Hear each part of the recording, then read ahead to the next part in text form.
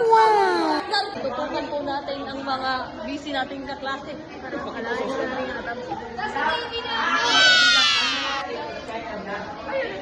Ginagawa po nila ang concept paper at ang PPT para sa title hearing na magaganap. Yan lang po. Ito po si Venus Amores, ang inyong reporter.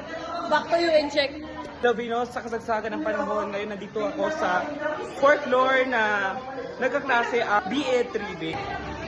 So dito makikita natin na nag-aaway na sila sa kanilang mga ginagawa.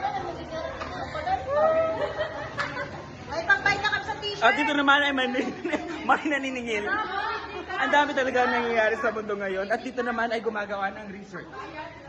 At ito naman si Justin Bieber. Hindi ko na magkaparang. No.